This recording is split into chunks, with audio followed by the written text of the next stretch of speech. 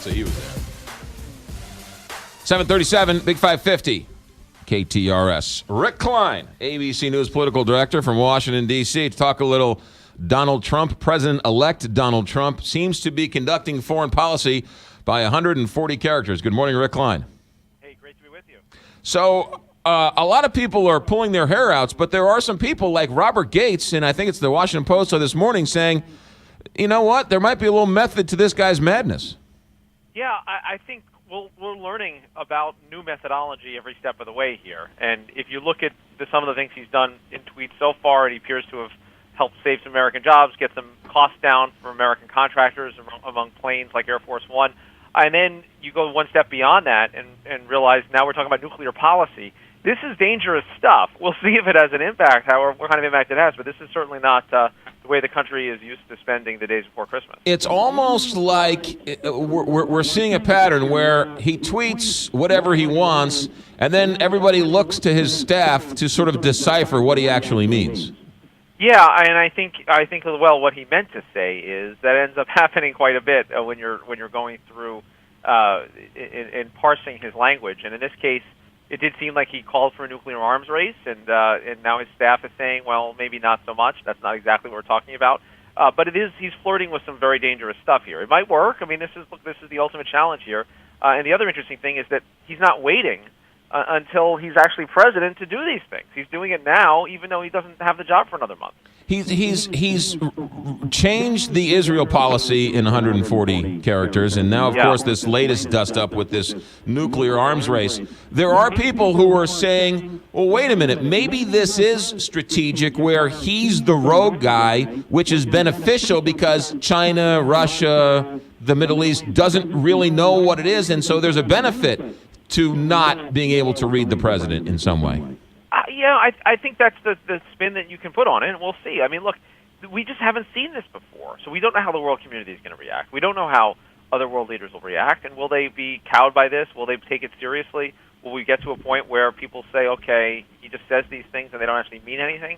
We really just don't know the answer to that. Is he going to continue using his own Twitter account, or is he going to use the official President of the United States Twitter account? We haven't gotten that answer. And my presumption is that he uses his own.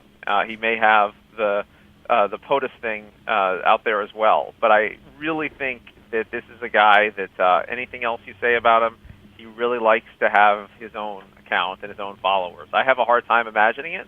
We'll see. I mean, maybe he'll surprise us yet again, but I think he may prefer real Donald Trump. Is he going to stay at the White House? I know his wife and his young son are going to sort of commute from New York City for a while. Is he going to stay in the White House? Yeah, he is. He has said as much. He may be in New York a lot more than we're used to, but yeah, he's going to stay in the White House and not even at his hotel a couple blocks away. Did you hear the story about Barry Switzer yesterday? I did. That's something. I didn't know that Barry Switzer had that kind of sense of humor. So the story goes, Barry Switzer goes into Trump Tower and comes out and talks to the reporters, and they said, what did you go in there for? And he says, I went in there to talk to the president, and only to find out weeks later that he walked up and got a Starbucks coffee?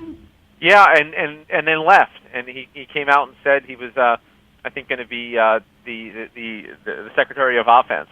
And no, it's not going to, but it's a reminder that Trump Tower is just a regular building and people can come and go. Right. I didn't know you could go into Trump Tower and get a Starbucks and the president-elect is, 50 stories up. It's bizarre. It is absolutely bizarre. I mean, how do you even explain how this works out? I mean, my goodness. Rick Klein, I hope you have a seatbelt because it's going to get interesting. Thanks so much. Merry Christmas, Rick. Thanks for checking in. Okay, be well. All right, ABC News political director Rick Klein from Washington, D.C. How about that Barry Switzer story? That is something else. He just walks in, goes into the elevator, goes up to Starbucks, gets it because there's a Starbucks on, I think, like the second or third level. There's like a deck on the second or third level, goes into the elevator, goes up to Starbucks, gets his coffee, comes back down. The reporters are like, so what, the walk of shame to go see President Trump. And he's like, yeah, absolutely. And it turns out all he did was went in and got a Starbucks. Just got a coffee. Barry Switzer. I have some great Barry Switzer stories. You do? Yeah, that I can and can't tell on the air. Okay. I want to hear the ones that obviously you can't Barry tell. Switzer, when he was coaching at Oklahoma, that was the best rivalry with Nebraska. And so those were some legendary games. So I was a student there when those games were going on. And I mean,